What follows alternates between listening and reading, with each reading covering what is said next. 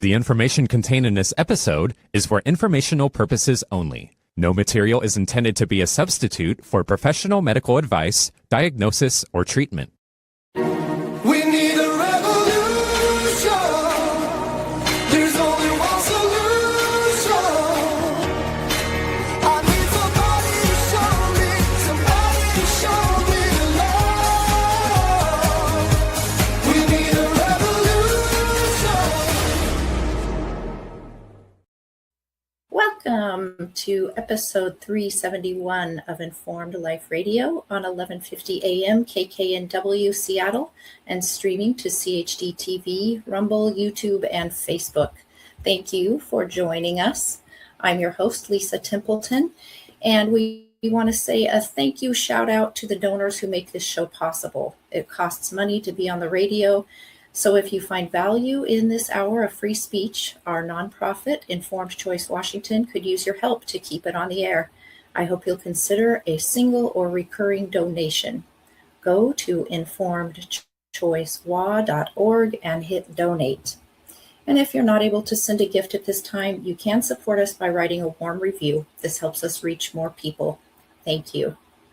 The views expressed on this show are not necessarily those of KKNW or CHD, and the information provided is not intended to be medical or legal advice. Well, leading up to this show, we've been telling you about the upcoming world premiere of the documentary Duty to Disobey on one night only, June 30th, including several theaters here in Washington. Our service members were trained to follow orders, but also sworn to defend the Constitution. During COVID-19, they were given orders that many believed to be unlawful and told their careers depended on compliance. Some obeyed, others refused, nearly all paid a price.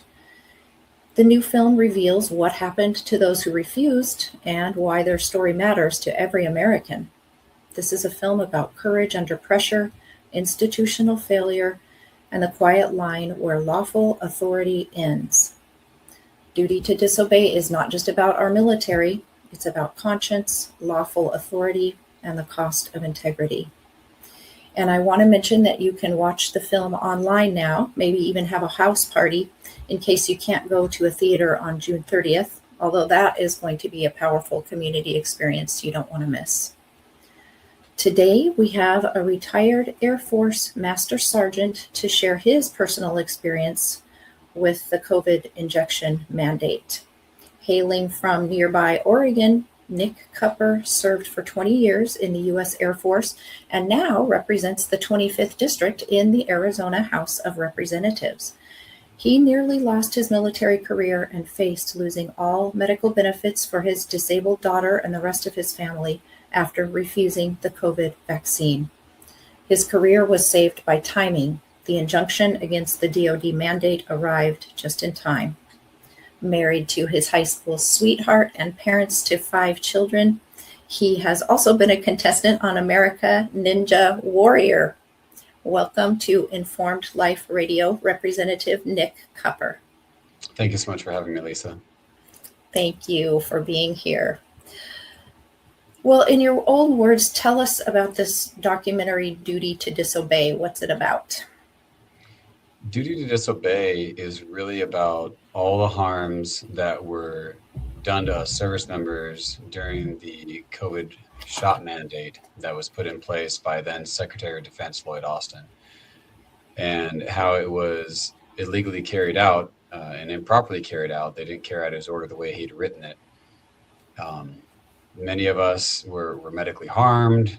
All of us who said no to the shot, whether we said no for religious reasons or legal reasons or medical reasons, all of us were shamed, honestly, and we were made to feel less than, we were othered, HIPAA violations, etc. So the documentary really shines light on what happened to us. And one of the things I think is really important to understand is if those in power can get away with doing it to us, then the civilian population's next. Right. And that's why I said in the intro, this is a matter for all Americans to be concerned about.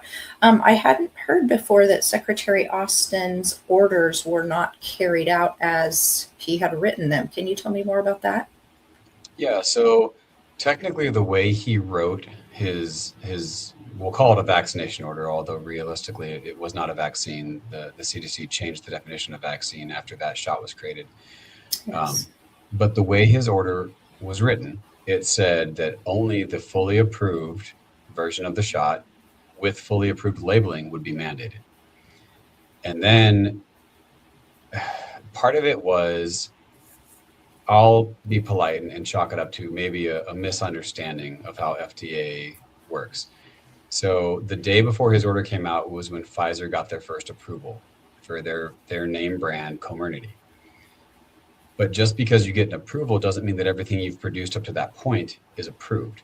In fact, in the lawsuit I was in, Coker v. Austin, the judge specifically ruled that anything that was produced before the date of the approval was still an emergency use authorized shot.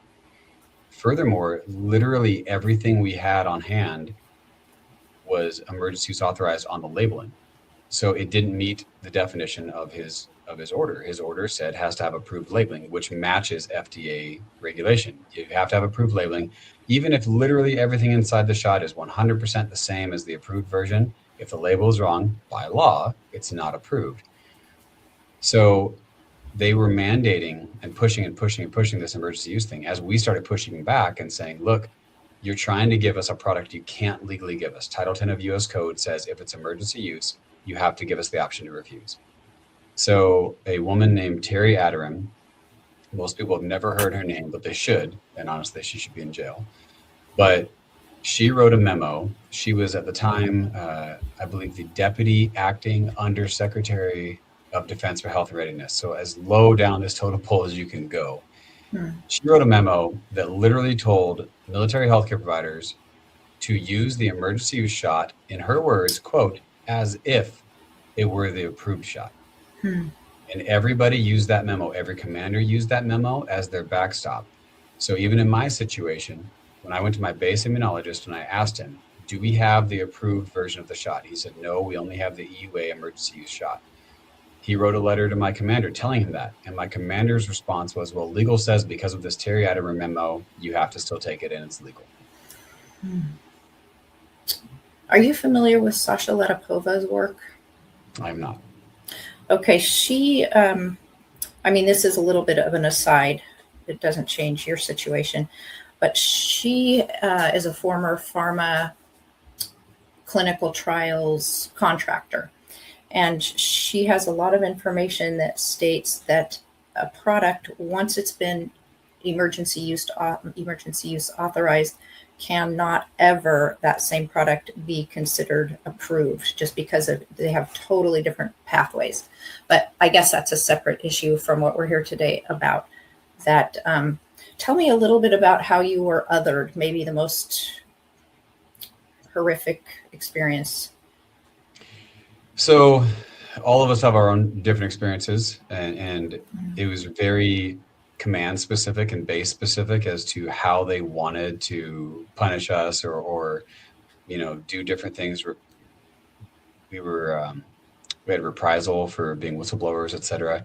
But in my specific experience, one of the ways was I was forced to wear a mask everywhere I went on base because I was unvaccinated. And I was an E7, a master sergeant in the Air Force. And so we would have weekly staff meetings, and I was the only person always in there who had to wear a mask. Makes it very obvious what my shot status is, which on its own violates HIPAA.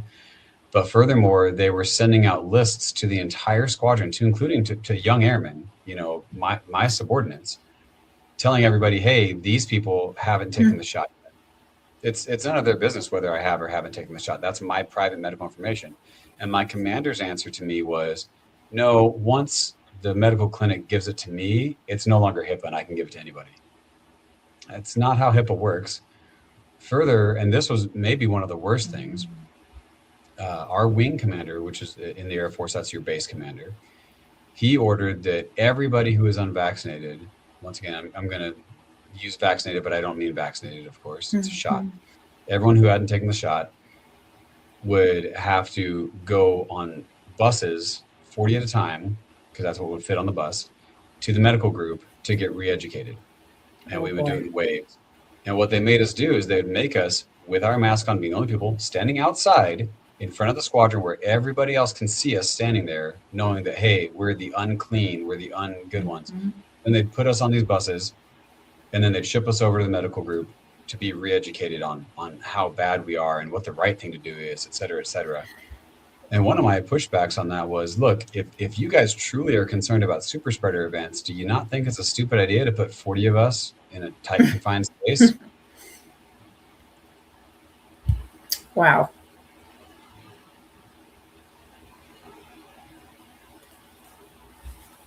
But yeah, that was my personal experience. That sounds like what the enemy would do to soldiers, not what their own command would do. Unfortunately, yeah, it's true. I wasn't aware you had a lawsuit. Can you give us a quick summary of that and perhaps the status? Yeah, so I joined a lawsuit that was already going on. I can't remember what month it was started in, but it began in 2021. I joined it in December of 2021. It was called Coker, Coker v. Austin. And there were a group of us from around the military who were part of this lawsuit. And interestingly enough, our lawsuit, I believe, was the only one where the DoD finally admitted that they never even ordered anything with approved labeling until May of 2022 and didn't receive any of it until June of 2022. The deadline for the Air Force active duties, which was my specific scenario, to have taken the shot based on Secretary Austin's order, was December 2nd of 2021. There was no way possible I could have taken an approved shot, even if I wanted to take one, by December 2nd of 2021. Furthermore, in my lawsuit, during discovery, it came that Pfizer didn't even produce their first labeled approved shot until January 3rd, 2022, over a month after the deadline for me to have taken an approved shot that did not exist. Unfortunately, what happened with my lawsuit, along with all the others at the time, was when Congress was able to get, and I say Congress, we'll say really the Republicans in Congress, even though they're the minority, they were able to get put into the NDAA for fiscal year 23, that the mandate had to end. So when the mandate ended, What's NDAA? I apologize. Thank you. It's okay. National Defense Authorization Act. It's what funds the military every single year. Congress passes it every year. Thank you. So when they got it in the NDAA for fiscal year 23, saying the mandate had to end, and the mandate ended January of 2023, all the cases ended up getting ruled as moot by the Right. judges, because the argument at the time when we filed these cases was kind of a present tense argument. This is the simplest way I can explain it. All of us were arguing, hey, the military is doing these things to us. They are currently doing these things to us. When the mandate was repealed, they were no longer doing the things to us. So technically, the way the judges looked at it was, hey, they're not doing it. It's not a present tense argument anymore. It's a past tense argument. So there are new cases at this point, and those ones we'll see how much traction they end up getting. But I will say this administration is doing a much better job than the last one to try to right the wrongs of the last administration, although it's definitely not perfect yet. Okay. Yeah, and hopefully later we'll be able to discuss some remedies, mitigations, retribution. Tell us, besides what you've already shared, please, this impact of the COVID shot mandate on you personally. So I've taken every shot that ever came my way in the military, and I did it without question. That being said, there's a regulation that specifically says if you have a certain level of antibodies, you can apply for a waiver effectively, right? Like an exemption. Say, hey, because the whole point of a vaccine is to give you antibodies so you don't get disease X, Y, or Z. Mm-hmm. And I thought, well, hey, I don't have a problem with shots, but if I were at the antibodies, I'd rather not take extra medication I don't need. Mm-hmm. So I applied, and I had an exemption for like 5 or 6 different shots at the time that COVID came. When COVID came, I had already had antibodies. I had tested for them. I had them, Oh. and my base immunologist, who is literally the one guy on the entire base who's trained in this, he specifically told me to my face. He said, "You have more antibodies than I do, and I had both shots." I said, "Okay, well, in Mhm. that case, can I get this exemption? You know?"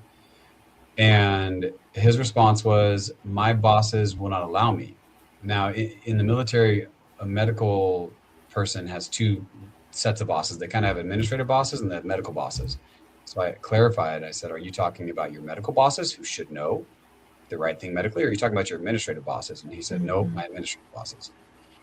So at that point, I didn't take the shot. It didn't feel right. I researched. I found out that everything we had was emergency use. I didn't feel good about that. And furthermore, from a religious standpoint, I really felt like God had created the scenario for me to already have antibodies. If I took the shot, I felt like that would be me doubting the protection my God had already given me. I don't intend to doubt my God. So I got denied my religious accommodation. I got denied my appeal, just like everybody else did. I was denied my medical exemption. So I was turned down at every step. And by the time they were finally ready to kick me out, it was 3 weeks before my 19-year mark, and I could have retired at 20 years. Yeah. And pay alone, I would have lost about $1.5 million. And then the bigger thing was really, I think you mentioned, I have a daughter in a wheelchair, and her medical care is quite expensive. And I was banking on the fact that I'd be retired and I'd still have a cheaper medical as a retiree and be able to better Yes. take care of my daughter. And so that was my concern.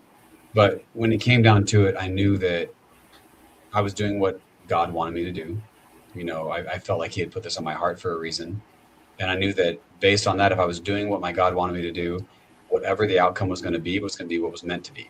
So if I got kicked out, then that's what He had meant for. If I got to stay in, that's what He had meant for. All that to say, the day after I got that separation package, and I would have probably had 2 to 3 months left before they would have kicked me out, because there's a board process you go through, but they kicked everybody out. But the day after I got those papers, I got a court injunction from a different lawsuit that got a class action status that I ended up falling into, and that saved my career. And so I Wow. did retire at my 20-year mark. That bought you about another year that they couldn't, wow, separate you. You're so brave. You know, backing up a little bit, I was thinking, looking at the bright side of that horrific way that you and the others were, what's the word I want, ostracized. At Yeah. least you found each other and you knew exactly who were your like-minded people. So that Tribe. probably Yeah, I would helped. say honestly, some of my best friends now are people from that group, and you'll see a lot of them in the documentary. I could totally see that. Yeah. Um, we'll talk a little bit more about the documentary coming up here in a minute. But what, from your perspective, what does duty to disobey mean? It really means that it's kind of what it sounds like. You have a duty to disobey when something is unlawful. It's literally mandated to us in the Uniform Code of Military Justice, the UCMJ. Article 92 says you are required to disobey unlawful orders. And I pointed this out to my commander, because that's who I would deal with the most, you know, and to be fair to him as best as I can, he was kind of a middleman. This was not his order. You know, he's trying to follow the orders he knows. He had recently made O5 lieutenant colonel, and he was scared to death of losing it and doing something that would have pissed off his bosses. Mm. And I fully believe that he didn't help me out as much as he should have, and he didn't follow the rules as much as he should have, because he was worried for himself, which Yeah. sucks, but that's what happened. And so I pointed out to him very clearly. I said, "Look, in black and white, I can show you over and over and over again why the order you're giving me an order to take what's available on base. What's available on base is not legal to force me to take." And I said, "You're giving me paperwork too." They were giving me reprimands and stuff that was citing Article 92 of the UCMJ, which there are some things you can get in trouble for under Article 92. But I said, "It's so ironic you're trying to punish me under Article 92 when I'm literally following Article 92, which is telling me to disobey unlawful orders. You're giving me an unlawful order. I literally, by the UCMJ, cannot follow it. I can't. If I follow it, then I'm breaking the rules." And one thing I really want to highlight, and I try to highlight this everywhere I go because it really does bother me so much. Um, I'm sure many of the people watching, I'm sure you've seen this. Senator Mark Kelly, he's one of the senators here in Arizona. He did a video not long ago with a couple other Democrat representatives telling members of the military that if Trump, or Hegseth gives you an unlawful order, you need to disobey it, and very heavily implying that he had already given unlawful orders, which he had not. Oh, sorry. Let's try that again. Give me a second. Let me fix this. Just telling our audience that the There lighting we go. changed. Okay. All right. Sorry, I've in my office here at the Capitol, I have a motion sensor. I've been trying to move a piece of paper to get it to notice me, but Yeah. apparently it didn't notice me. So anyway, Senator Mark Kelly here in my state, he did a video telling current service members that, hey, Hegseth and Trump are probably giving you unlawful orders. You need to disobey them. And then he's currently going against the DOD, or DOW now, in court, arguing that they can't punish him for that because he didn't do anything wrong, et cetera, et cetera. And he makes this big push about, well, he really cares about unlawful orders and people need to disobey unlawful orders. Yet when I was still active duty and I was actively disobeying an unlawful order, I reached out to his office as one of his constituents. Oh, really? And I said, look, this is what's happening. I said that they only have the emergency use shots. They're trying to make me take them. I can't take it. It doesn't exist. I said, I've been everywhere. I've been to CVS. I've been to Walgreens. It doesn't exist. And his office told me, well, just go to CVS and take the shot anyway. I said, you're not listening to me. I Yeah. can't. There is no approved shot. There's only emergency use one. And they said, just take it. That was the response I got from his office more than once. And so I get so infuriated with politicians, which is why I ran for office now, because I hate politics and I hate most politicians. They're garbage people. Yeah. And I'm so frustrated that he's just one of the many who's extremely fake. He does this big show to get votes of, hey, look how I'm Mr. Military Man and I care so much about people following the right way of doing things. But one of his own constituents calls him and says, hey, and proves to him, I'm being told an unlawful order and I'm disobeying it. He just told me to piss off effectively. Wow. Yeah. Where were you back then? And you were wise to reach out to your legislator, even though I'm sorry he did not help. Here's a little question. I hope you don't mind my asking. If the shot had been approved, the one that was available to you guys, what would you have done? Well, I mentioned earlier, I had a religious belief against it anyway. Okay. I really believe that the antibodies I had antibodies because I'd had COVID. I had never tested positive for it, but I used to donate blood more regularly. And at the time in 2020, 2020, the Red Cross was, without you having to do anything extra, they were checking everybody's blood for antibodies. I had donated twice in 2020 and I came back saying I had no antibodies. And I thought, well, I haven't felt sick, so I guess that makes sense. I haven't had COVID. And then a bunch of people around me got sick in the end of January, end of February, something like that, in 2021. And I thought, well, I remember having one day where I felt a little bit brain fog, but that's it. But maybe I'll go donate blood again and I'll see if I have antibodies now. Okay. And I did all of a sudden. And I thought, okay, I guess I had COVID. I didn't notice it, but I guess I had it. And okay, I have antibodies now. I really felt like God had created that situation and given me enough antibodies to give me a protection. And like I said, if I would have taken the shot, it would have been doubting my God. And then really further, I think even if you didn't have a religious reason, I truly believe you shouldn't take medical products unless you feel there's a real medical necessity.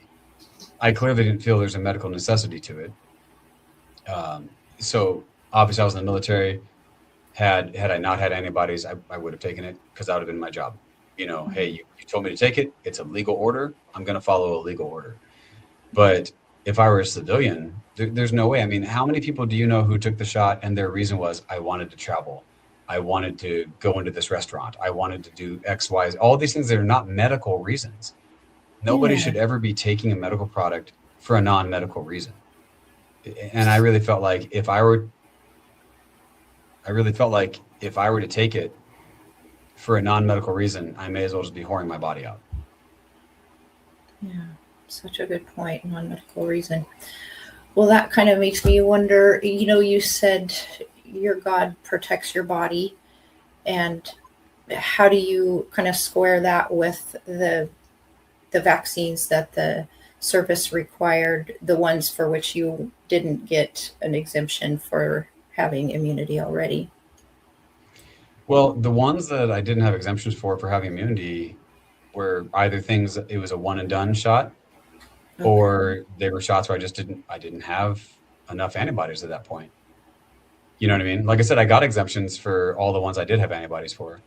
I think it was like MMR and DTaP and these different ones, polio. So I had exemptions for all of these things because my antibody levels were high enough. So for me, is about being consistent. You know,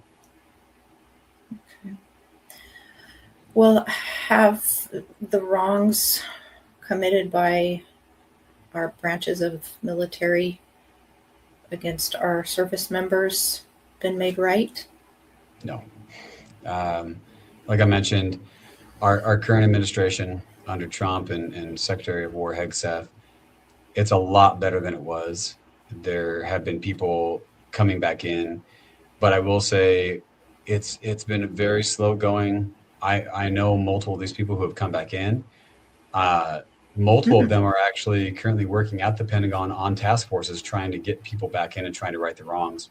Oh, But I think there was, and some of these are in the documentary, but I think that it was such a lack of understanding of all the nuance that went into what happened to us that the Department of War just wasn't really prepared, because they didn't know what we knew. They weren't us. They hadn't gone through it.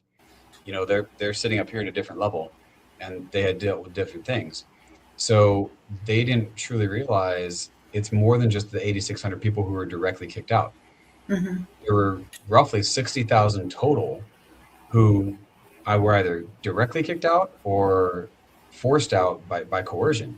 Because what was happening is, and this happened to me as well, they said, look, we're going to kick you out, or you can voluntarily leave.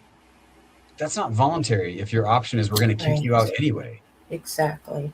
And so most people who were given that option chose to voluntarily leave, but it sure as hell wasn't voluntary. And then, so the military at first, under this administration, was looking at it as, hey, let's take care of those 8,600, right? Let's bring them back in and back pay them. But the initial deal was you only get your back pay if we bring you back in. Well, let's think about it realistically. These people disobeyed an unlawful order. They followed the law. They followed the rules, and they got their contracts cut off early, and they got kicked out. And most of them got general under honorable discharge, which you lose a lot of benefits. It's not an honorable. It's a general discharge. It's just one step above a dishonorable. Wow. And what they really are owed is the years they lost on their contract at a bare minimum. You know, their contracts were illegally terminated. And so at a bare minimum, they were owed what should come with that, which is basic pay, your housing allowance, your food allowance, and then any promotions that were guarantees during that time frame, because depending on your rank, there are guaranteed promotions and money comes along with that, et cetera. But that's not how the administration was originally doing it. The administration was really originally saying, if you come back in, then we'll give you back pay. Well, the harm was done to them, whether they shouldn't have to take an extra step to get what's coming to them. And then furthermore, there was nothing about the people who were voluntarily kicked out, right? The other, 52,000? So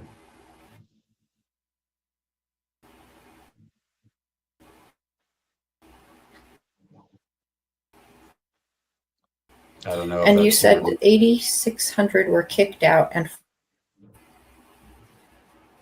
yeah, sorry. Are we back? I think we're all right. Okay. You said 8,600 had been kicked out, but you said a total of 60,000. Yeah, were it's pretty easy to figure out, actually. So when discharged. every year the military releases its end of strength numbers. So how many people are in the military as a whole, guard, reserve, active, etc. And if you look at what the end strength was 1 year before the mandate started, And then you look at what it was a year later, pretty much right around the time the mandate kicked in.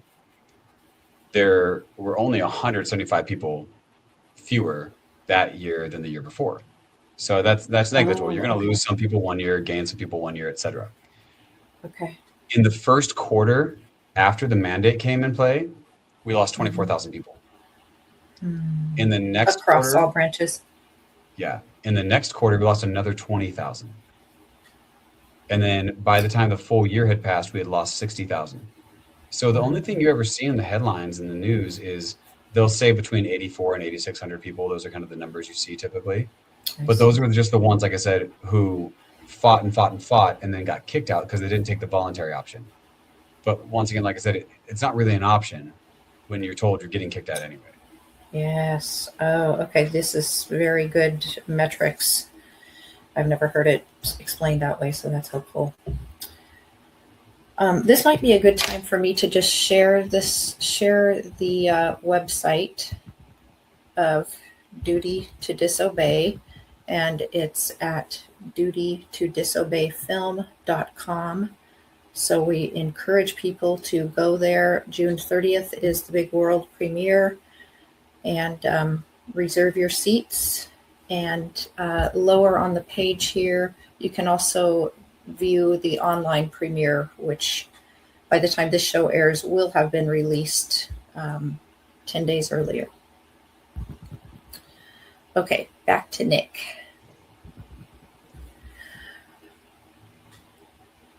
So you mentioned some of your best friends now are ones who were in your tribe of steadfastly adhering to their convictions and refusing the shots. Do you want to tell us a little bit more about that? Yeah, we found each other from either participating in lawsuits together, or originally a lot of it was signal chats, things like this. We didn't feel like we could discuss it openly a lot of the times because we were already being hammered so badly by our commands. As a great example, really, when I joined my lawsuit, like I said, this was mid-December of 21. A day or two after I joined it, the head lawyer on base told my commander that I was no longer allowed to talk to legal. I was no longer allowed to talk to chaplains, and I was no longer allowed to talk to medical. I couldn't go to the doctor. Oh my goodness. And I could not believe that they were that ballsy to just violate the First Amendment that clearly, all because I was in a lawsuit. And so I filed an IG complaint, Inspector General complaint, and I was told initially by the number 2 commander on base. He said, "Nope, that guy's right. You're wrong. You can't talk to these people." And I thought, what if I have a medical emergency? I can't go to the doctor. This is insane. I can't talk to a chaplain. I can't express my religious beliefs to a chaplain.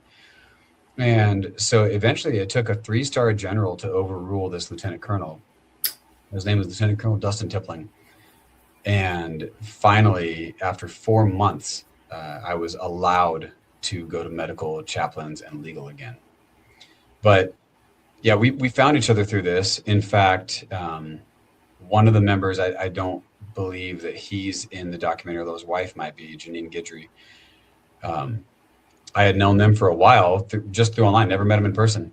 And Travis Guidry was getting kicked out of the Army at the time. I think he's actually back in now, although it was a very long road to get back in. And they invited me to stay at their house the night that I got my separation papers. And I didn't know we were going to get an injunction. I didn't know that any court was going to save my career. So I thought my career was over at this point. And they were living near DC at the time. And I said, "Hey, I'm going to fly out to DC to go talk with congressmen. And my career is over, but I'm going to try to save as many, people's careers as I can." And I had been given a voice. I felt like by God at that time, he'd kind of given me a platform. I'd been on Matt Gaetz's podcast before. I had been on Tucker Carlson's show, and I felt like if I still had a voice, I have to use it to try to take care of my fellow service members. And so I took a red eye. I crashed out on one of their beds that morning, and I woke up to the news that I had an injunction. And the first thing I did is I just thanked God, Yes. But there's still some of the people who I've known for years now that I still haven't actually met in person. Oh, In fact, I met one or two of them through the documentary. I finally got to meet them in person. oh, that's neat. Gosh, it's been almost surreal the way we've kind of been able to find each other through these absolutely clown world Yeah, events. bad. And that's just been our saving grace. So what a blessing. Do you know of service members who experienced adverse reactions to the COVID shot? I do. And one of them was in the documentary. She, I believe, had 3 heart attacks as a young, early 20 something. She was a senior airman of the Air Force. And I mean, that's not a normal thing for a young, healthy woman to have. And so she tells her story in the documentary. There's another gentleman who worked in my squadron. He was an E6, a technical sergeant. I did not know him. I knew of him. We worked at opposite ends of the building, but he was a quality insurance inspector, and he had had both shots. And I don't know whether it was Moderna or Comirnaty, but he had both. And one day he tested positive for COVID, so he went home. That was the usual routine. This was on a Wednesday. And on Saturday, he started having chest pains and other issues. Went to the doctor, and Tuesday he had died of heart failure. Oh my goodness. And they called it a COVID death. Yeah. But I don't believe that. And here's the biggest reason I don't believe it, and I believe that they want to cover his death up, is because literally, I kid you not, up to that point, the Air Force, every single time a member would die of COVID, we'll say, they were listing it on this public-facing website. That was the thing the DoD was doing. They were showing, pretty much every branch had some version of a website like this, where you could see how many people tested positive, how many people had died of COVID, et cetera, et cetera. I want to say the number was 16. I'm going by rote here, so if I have the number wrong, forgive me, but I believe it was 16 at the time. He died. He had tested positive for COVID, went to the hospital for COVID. They never updated the number again after his death. And the reason they didn't, in my mind, is because up to that point, they had said every single one of these 16 had not had the shot. None of them had the shot. None of them had the shot. None of them had the shot. He had both shots. I don't think they wanted to report that somebody with both shots died. And there was another guy I got along with quite well. We spoke relatively often because our paths crossed the way that his inspections would work into my shops, et cetera. And he came to me, and he had taken both shots himself. And he didn't really understand my stand against this shot, but he respected it. But he came to me after that because that guy who died was his best friend. And he broke down in front of me, and he said, I truly believe like the Air Force killed my best friend.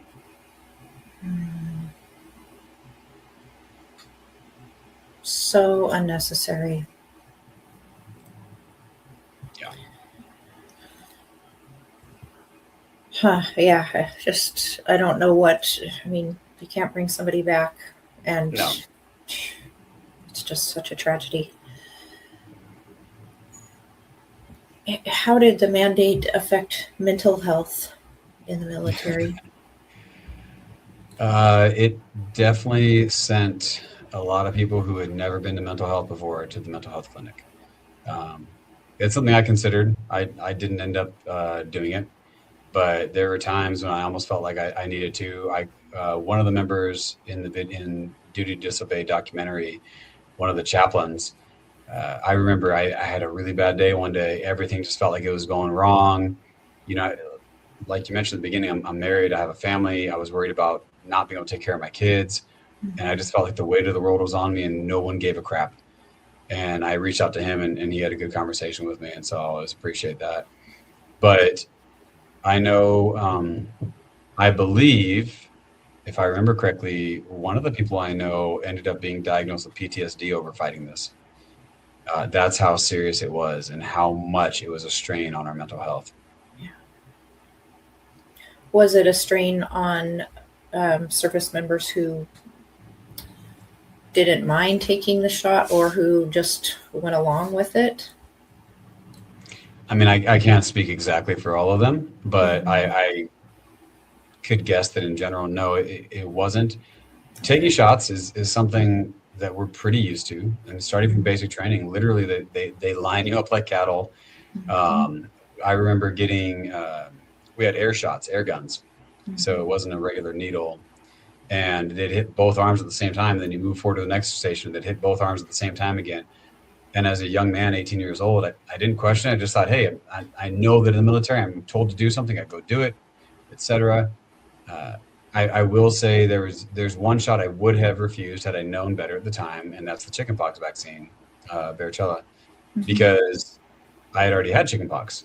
And they didn't even look at my record to see that I had chickenpox. They just said, well, we just get the shot to everybody. Yeah. That's stupid.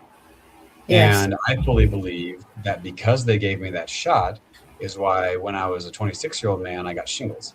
It's not something young people tend to get.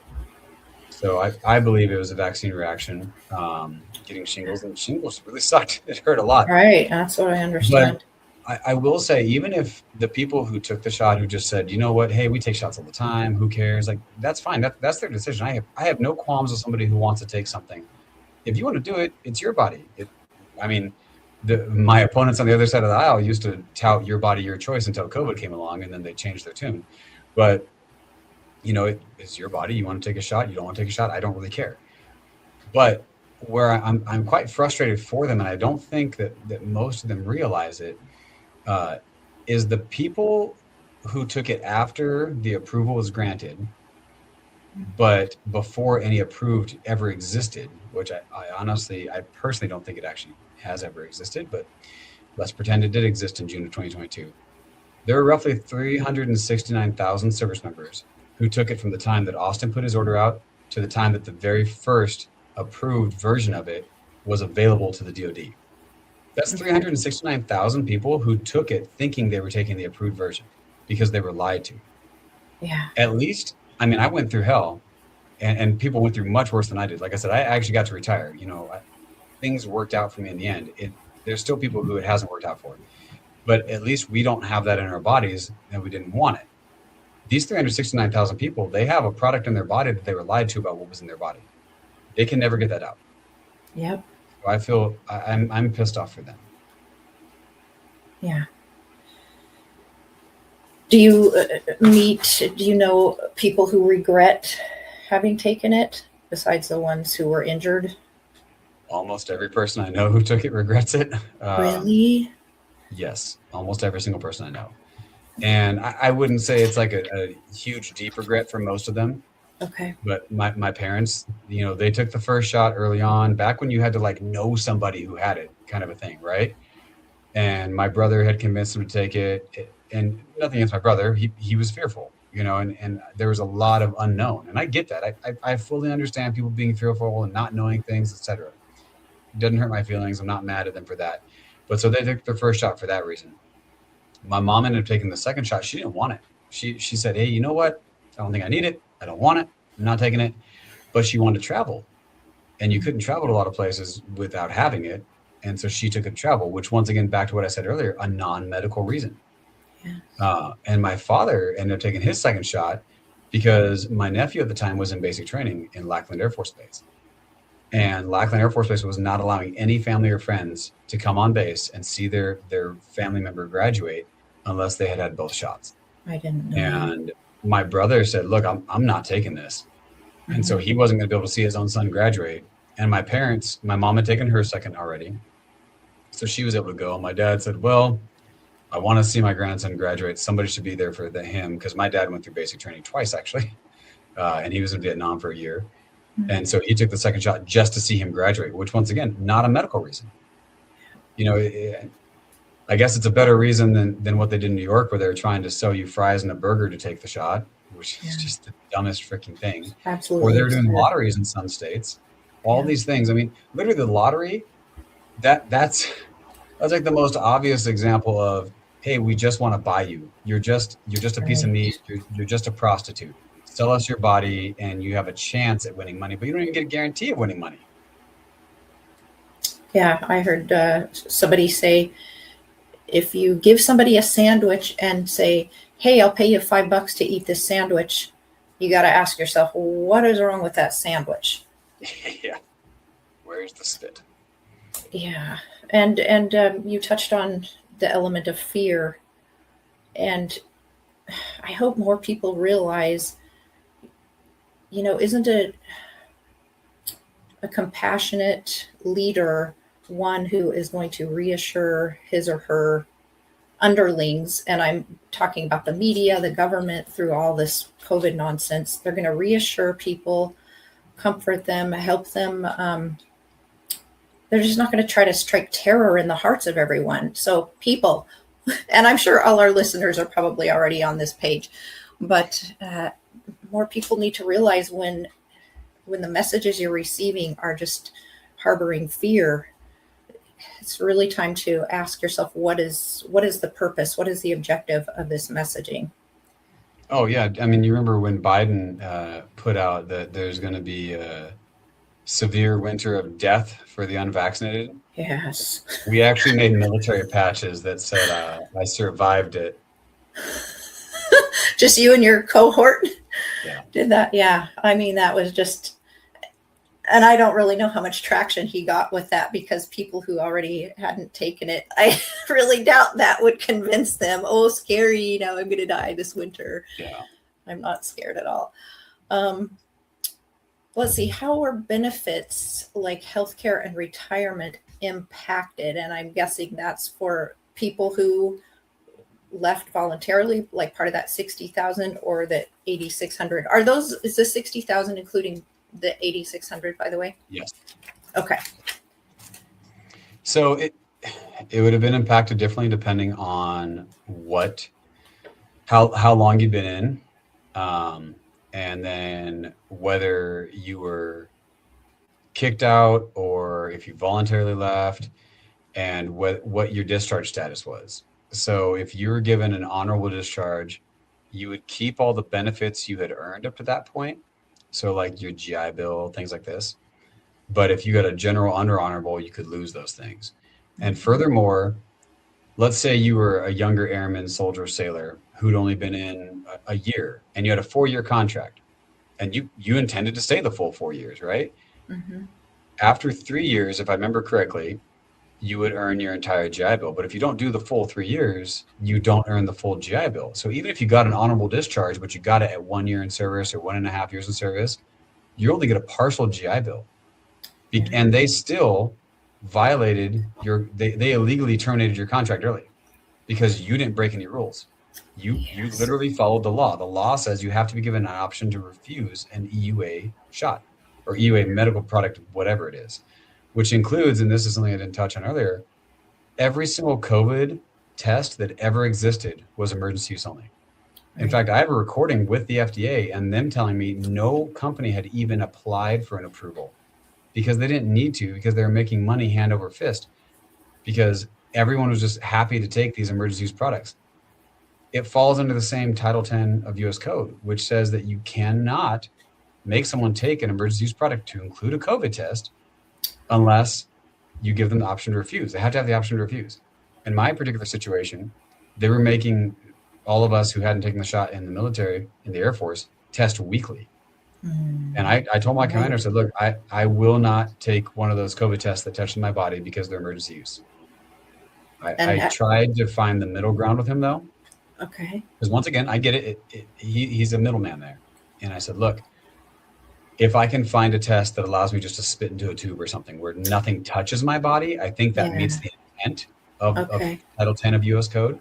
Okay. So I said, if I can find a spit test, I still think it's discriminatory, but if I can find a spit test, are you okay with accepting that? And he said, yes. And so actually Arizona State University had developed their own. So once a week I would drive 45 minutes to our Scottsdale campus, sit in my car in uniform, and I videoed myself every time just in case anyone ever doubted that I did what I was supposed to do. I spit in this little stupid tube, and 24 hours later, they'd have my result, and it still never tested positive for COVID. And I had to provide my result every single time. And at one point, somebody, I don't know who, complained that I was taking an hour and a half of every workday or one workday a week to go do this test. And they're like, everybody else just does it in 5 seconds. I said, well, you can complain and not give me that hour and a half to go drive all the way to Scottsdale, spend my gas to do it. And I won't do it, but I won't do any tests then. So you can either have me test and not be at work for an hour and a half once a week, or you can have me be at work. Sure. What would you like? Okay. Yeah, interesting that the PCR test and the rapid antigen test, both of those were both EUA. Yeah. Is In that right? fact, Okay. I would be willing to bet money right now. If you go down to CVS, you go to Walgreens, go find a COVID test, flip Yes. it around, and I will almost guarantee you that it still says emergency use authorized, which I don't know how they have them on the shelves because we're not in an emergency. I don't know how it's legal right now. I don't think it is. Well, you know that this COVID emergency has been renewed around a dozen times, and currently it expires, I believe, 12/31/29. And some people, and Secretary Kennedy is the sole person who can rescind that declaration. And I know a lot of Yeah, people have been petitioning because it's just I don't ridiculous. understand why they're not. It's Right. ridiculous. Yeah. We have about 3 minutes left, Nick. Can service members request vaccine exemptions now? Well, the COVID shot's no longer required. Okay. So it's defaulted back to the regular exemptions, like what I had in the past. Also, though, for most instances, the flu shot is no longer required. Right. We were trying to get to that for a long time, not because I'm against somebody wanting to take the flu shot, but realistically, everyone knows it's very ineffective. Yes. And to just mass give everybody in the military the flu shot, just in case, it's stupid. All of us, it was a running joke in the military, like, well, about to get the flu shot means I'm about to get the flu. Oh boy. You know, and they would mix it between giving you the nasal mist or giving you the shot itself, et cetera, depending on what they had available. And they would rush through it. I remember one year when I lived in Mountain Home, Idaho, at my first Air Force base, they didn't even thaw the mist out all the way, and they literally just shot gel at my nose, and then it fell right back out. So Okay. I didn't get sick that year, so that's good because it didn't stay in my body. Oh boy. Yeah, I guess that is good. Well, what would you like to say to our audience that I haven't thought to touch on, Nick? I would just like to say, if you get the chance, go see Duty to Disobey in theaters. If that doesn't work out, check it out online. I think it's been done phenomenally by CHD. I haven't even seen the whole thing myself yet. I'll be seeing it for the first time on June 10th, but I highly suggest you see it and have some strong conversations about what you learned from it.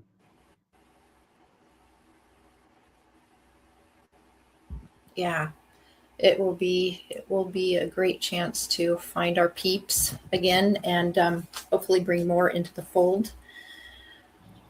Also, although we are not, Informed Choice Washington doesn't endorse candidates, give us a quick rundown of, you only have about 30 seconds to tell us a little bit about your campaign, Nick. This is my second campaign, running for state office here. I don't have any primary opponents. I do have one general opponent.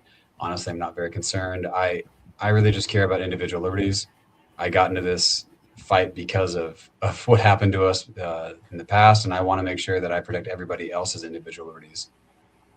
Yes, bless you for stepping up, and we're really grateful for you. Thank you for being on our show, Nick. Really appreciate it. It was a pleasure.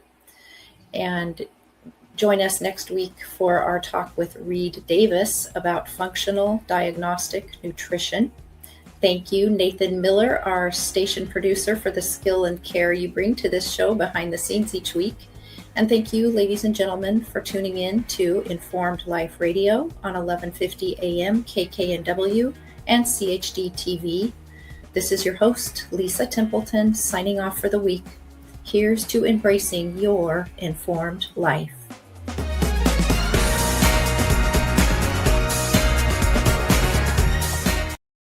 Informed Choice Washington is a nonprofit organization that advocates for healthy immunity, medical freedom, and fully informed medical consent. The right to make medical choices without coercion is fundamental to our civil liberties and a basic principle in all human rights declarations. To learn more, tune in each Friday from 4 to 5 p.m. to an Informed Life Radio and visit the website informedchoicewa.org. It's time to take a stand for medical freedom. Go to informedchoicewa.org today. Did you know that solutions containing iodine can inactivate viruses in the nose and throat in 15 seconds? And hydrogen peroxide can do it in under 30 seconds. Decades of studies, including many conducted during COVID, have shown that properly prepared and used nasal spray and gargling solutions can reduce your risk of infection, reduce viral load, reduce symptoms, and reduce transmission of viruses. To learn more, go to healthyimmunitynow.org and check out the EFU Challenge. Why spread fear and infection when nature provides solutions? Go to healthyimmunitynow.org today. The information contained in this episode is for informational purposes only. No material is intended to be a substitute for professional medical advice, diagnosis, or treatment.